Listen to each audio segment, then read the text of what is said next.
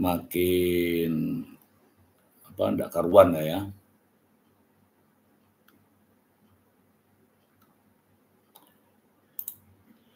Saya ingin bacakan kepada teman-teman semua nih dari berita ya. Baim Wong sebut Paula Verhoeven selingkuh. Buya Yahya ingatkan jika putuskan akan cerai sebaiknya lakukan ini. Ini saya bacakan ya. Kasus perceraian Baim Wong dan Paula Verhoeven terus disorot publik. Pendukung Baim Wong dan Paula masing-masing saling membagikan berbagai video yang berkomentari atas kedua artis tersebut. Terbaru beredar video konferensi pers Baim yang menyebut bahwa Paula melakukan selingkuh. Dalam video itu, Baim blak-blakan mengungkapkan bahwa keretakan rumah tangganya dengan Paula Verhoeven akibat adanya orang ketiga. Ya. Hal itu disampaikan dalam konferensi pers yang digelar pada Selasa 8 Oktober 2024.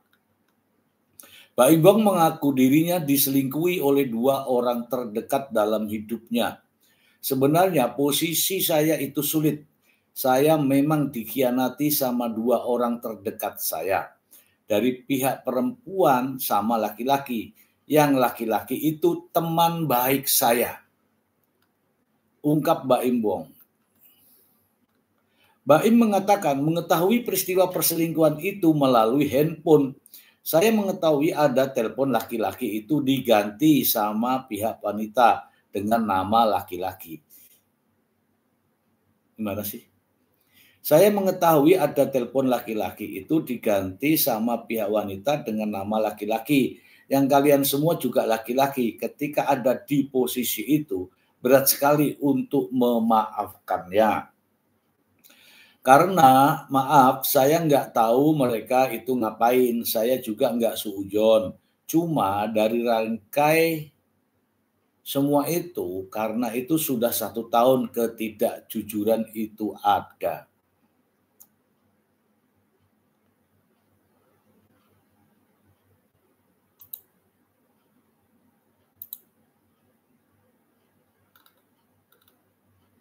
Baim kemudian mengatakan ketika pertama kali mengetahui hal itu dirinya sudah memaafkan melalui caranya sendiri.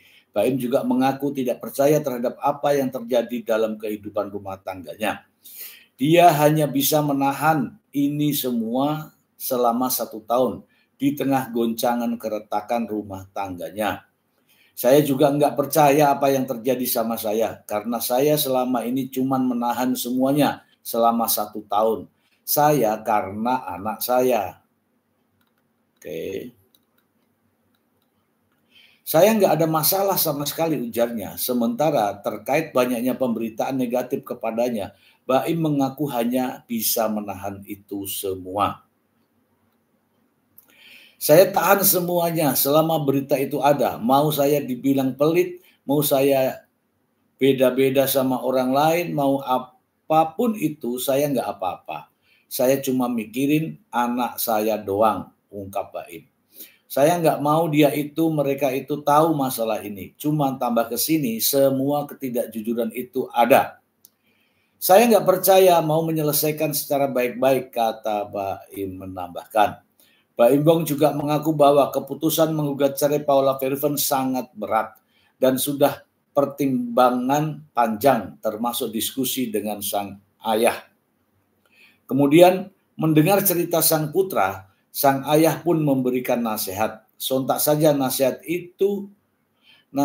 dari sang ayah itu seolah menjadi titik balik bagi Baim untuk mantap mengambil keputusan menggugat cerai Paula Verhoeven.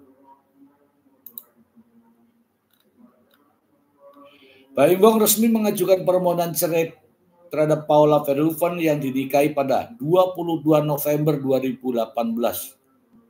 Baru ya.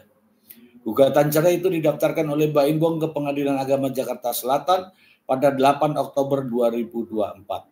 Setelah konferensi pers diadakan, Baim Wong beredar video wawancara antara Feni Rose dan Paula Verhoeven. Dalam video itu, Paula mengenang pertemuan pertamanya dengan Baim Wong yang membawa perubahan besar dalam hidupnya. Sebagai mantan supermodel yang sukses berkarir di dunia fashion, Paula Verhoeven merasa mendapat banyak pelajaran berharga setelah mengenal sang aktor. Pertemuan dengan Baim itu tidak hanya membuatnya berkembang secara pribadi, tetapi Paula mengaku banyak belajar ilmu agama dan memahami peran sebagai istri yang baik. Paula Verhoeven juga mengakui bahwa dirinya yang dulu lebih egois kini mampu lebih mengimbangi sosok Baim Wong dalam kehidupan rumah tangga mereka. Dari Baim, aku belajar mengupgrade diri. Sebagai perempuan karir, aku dulu lebih egois dan nggak bisa mengimbangi. Tapi setelah belajar ilmu agama, aku pelan-pelan mulai paham bagaimana peran istri sebenarnya. Ujar Paula Verhoeven saat tampil di acara Rumpi No Script. Ia juga mengungkapkan bahwa pernikahannya dengan Baim Wong merupakan jawaban dari doanya selama ini. Paula bahkan mengakui bahwa Baim banyak memberikan pelajaran hidup yang berharga. Doanya dulu maunya yang cakep dan badannya bagus kan, harus detail ya. Tapi seiring waktu aku sadar bahwa Baim lebih dari sekedar penampilan. Dia sangat berarti buat hidup aku. Lalu bagaimana sebenarnya hukum Islam mengenai perceraian, selingkuh dalam rumah tangga? Kita bacakan ya. Kita bacakan semuanya biar adil. Dalam salah satu kajiannya, Buya Yahya menyoroti orang yang telah memiliki hubungan atau masih berkeluarga tidak boleh mengumbar aib keluarganya terhadap orang lain. Terutama keburukan aib berasal dari pasangan atau keluarganya harus dijaga secara rapat. Ini Buya ya, Buya Yahya ya. Harga mati, tidak boleh kita membongkar aib keluarga, tegas Buya Yahya dalam ceramahnya itu. Pengasuh LPD Al-Bahjah Cirebon itu kemudian menuturkan, apabila salah satu pasangan diduga telah berselingkuh, harus melakukan dua pilihan. Buya Yahya kemudian menyampaikan jika ada pasangan yang selingkuh, maka pilihan pertama adalah mempertahankan rumah tangga dengan orang yang tersakiti. Menurutnya, rumah tangga yang dipertahankan akan bermanfaat jika pasangan yang selingkuh ingin bertaubat dan menyesali perbuatannya. Didik dia, karena jika tidak, aib akan semakin tersebar. Mungkin jika tidak dididik, dia justru akan jauh dari kebaikan. Saran Buya. Buya Yahya kemudian mengatakan, jika pihak yang telah selingkuh masih belum menyesali perbuatannya, maka tidak baik jika tetap dipertahankan. Kalau pasangannya itu tidak mau tobat dan ia masih mau bertahan, maka dia adalah orang yang bodoh. Buya Yahya lalu menjelaskan pilihan kedua bagi rumah tangga yang salah satu pasangannya selingkuh adalah bercerai. Namun jika pilihan cerai yang dipilih Buya Yahya mengingatkan agar keduanya tetap menutup keburukan aib rumah tangganya. Jadi tetap menutup ya teman-teman ya, bukan membongkar. Pisah saja dan jangan cerita sebabnya diceraikan, tandas Buya Yahya nih. Kalau mau pisah saja, ya pisah saja. Jangan cerita sebabnya diceraikan. Buya Yahya kemudian menyarankan agar pihak yang mengumbar aib orang lain haruslah didasarkan dengan bukti-bukti kuat. Hal ini agar tidak menyebarkan fitnah terhadap orang lain. Jangan mudah percaya pada isu tanpa bukti.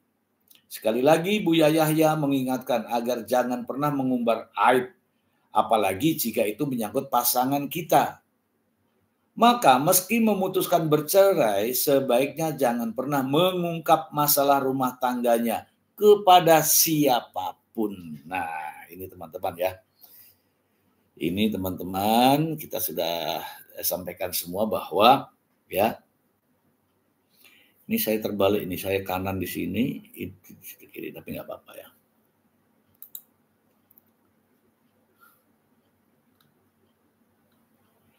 Jadi intinya Buya Yahya tadi menyampaikan bahwa kalau mau bercerai, bercerailah. Ada dua hal.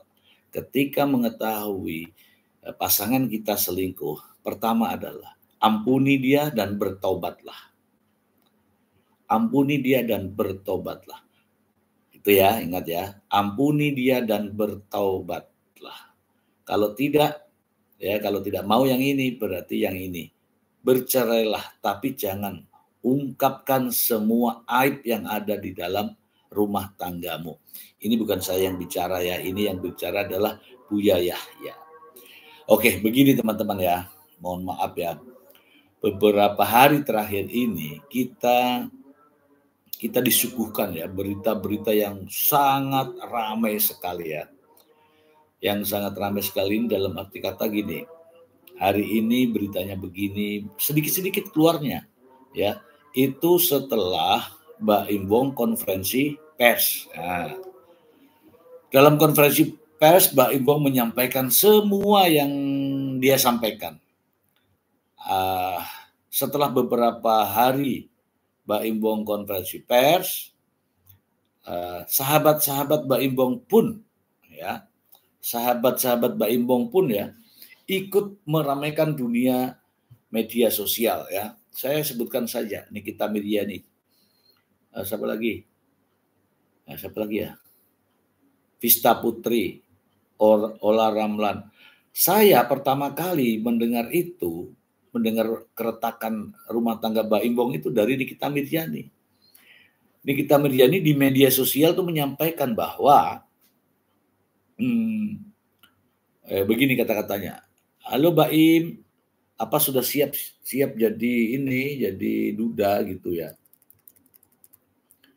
Halo Mbak Im, apa sudah siap jadi duda gitu. Nah, kata itu kemudian saya pertanyakan. Saya buat konten. Saya buat kontennya begini, apa benar Mbak Im sama Paula ini retak gitu kan. Tapi kan banyak tuh yang komentar tuh. Enggak, itu begini, itu begini. Nah, semakin kesini nih, semakin ramai dibicarakan.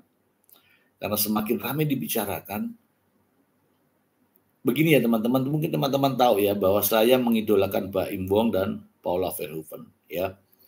Ya dari YouTube-nya lah ya, dari YouTube-nya saya ada beberapa melakukan reaction ya. Karena saya suka, jadi saya melakukan reaction.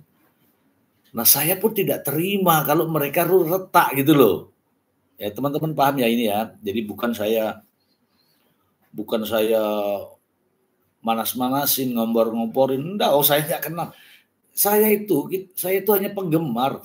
Ya, saya tidak kenal dengan namanya Mbak Imbong secara pribadi ya. Mbak Imbong, Paula Verhoeven saya nggak kenal. Saya cuma sebagai penggemar. Nah, sebagai penggemar saya memberikan dukungan ya, namanya juga penggemar ya. Biasalah di YouTube-nya saya juga subscribe, like, kemudian saya ikuti juga perkembangannya. Nah, tetapi begitu Mbak Imbong mengadakan konferensi pers ini teman-teman ya, saya kaget gitu. Loh, bener nih Mbak Imbong ajukan gugatan cerai sama Paula Verhoeven. Padahal itu ya tidak nyangka aja. Ya kan? Tidak nyangka aja. Nah, sekarang nih ya, begitu setelah konferensi pers, media-media tuh ramai membicarakan itu. Ya. Ramai membicarakan itu. Kabarnya Mbak Imbong yang menceritakan bahwa Paula Verhoeven selingkuh. Nah, kalau selingkuh itu yang bagaimana gitu loh. Karena tidak pernah terdengar kabar sedikit pun terkait dengan perselingkuhan ini. Tiba-tiba dalam konferensi pers tersebut Mbak Imbong mengabarkan bahwa istrinya selingkuh dengan teman dekatnya. Kemudian beberapa hari kemudian tersebar kabar bahwa pria pasangan selingkuhnya adalah sahabat Mbak Imbong sendiri, iya kan? Sahabat Mbak Imbong sendiri, kemudian teman dekatnya, kemudian pernah tidur atau tidur di rumah Mbak Imbong. Nah, ini kan masalah teman-teman ya. Orang yang tidur di rumah kita ya menjadi pasangan selingkuh. Benar kata pengacaranya mengatakan bahwa ini pagar makan tanaman. Artinya pagar makan tanaman adalah yang seharusnya melindungi tanaman, tapi pagarnya itu masuk ke tanaman itu. Persoalannya benar atau tidak kan gitu. Apakah benar? Apa iya? Ya kan itu ya pertanyaan kita ini sekarang.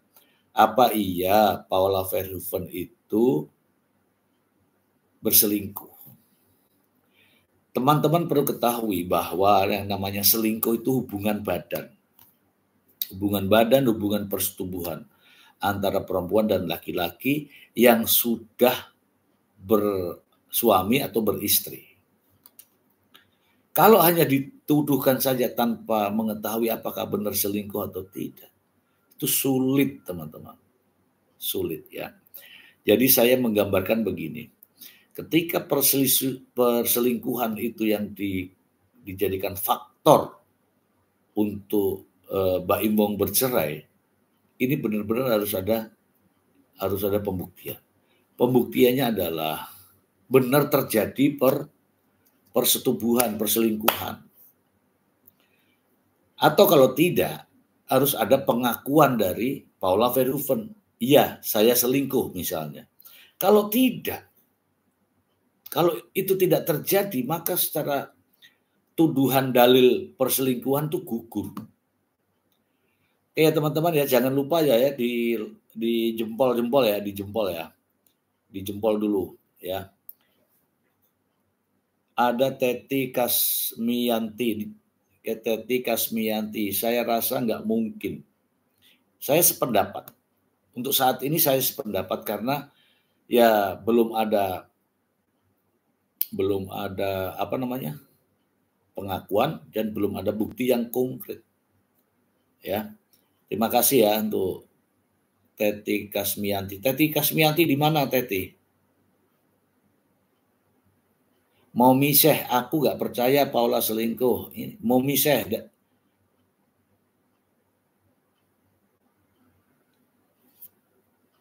Ya, ini tersebar di berbagai media. Medan, Teti dari Medan. Terima kasih Mbak Teti dari Medan. Momi Yes, dari mana Momi Yes? Momi Yes dari mana? Aku gak percaya Paula selingkuh. Terima kasih Momi Yes. Solo. Halo Solo.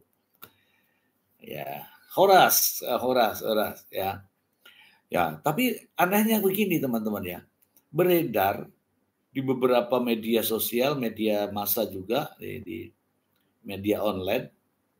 Teman-teman Mbak Imbong membenarkan. Teman-teman Mbak Imbong membenarkan ceritanya Mbak Imbong. Nah, ceritanya Mbak Imbong yaitu tadi Paula selingkuh, ada bukti-buktinya, katanya ya. Nah, anehnya, mohon maaf ya, anehnya Mbak Imbong bukan minta konsultasi kepada orang-orang yang memiliki kemampuan, ya kan? Kemampuan untuk berpikir mengenai ilmu-ilmu ilmu-ilmu rumah tangga, ilmu apa ada. Malah curhatnya ke siapa ya satu tuh namanya tuh Vista Putri, orang yang benci dengan Paula. Nikita Mirjani, kita sudah tahu Nikita Mirjani. Kemudian Ola Rahman.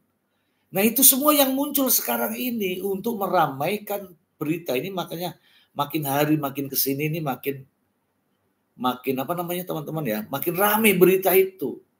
Ya, makin ramai. Ya. Nah, sekarang nih masalahnya nih, saya kasih tahu teman-teman kalau teman ini perempuan berarti bersuami, Kalau teman ini laki-laki, berarti sama seperti saya. Ini sekarang saya tanya pada teman-teman.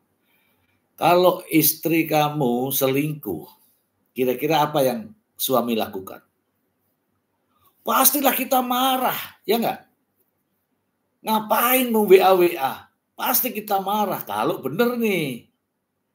Oh, bla bla bla. Bahkan banyak kejadian itu kalau di Makassar itu namanya sirik napace. Jadi ada yang ya dipermalukan lah begitu ya. Tetapi faktanya bukan itu yang dilakukan Mbak Imbong. Dia justru sepertinya ya marah sama istrinya, bukan marah sama laki-lakinya. Kalau saya tanya ini, katanya laki-laki itu katanya teman dekatnya Mbak Imbong, ya, seperti yang saya ulas ya. Katanya laki-laki itu teman dekatnya Mbak Imbong. Itu bukan teman dekatnya Paula. Gitu kan? Bukan. Itu adalah teman dekatnya Mbak Imbong. Ya.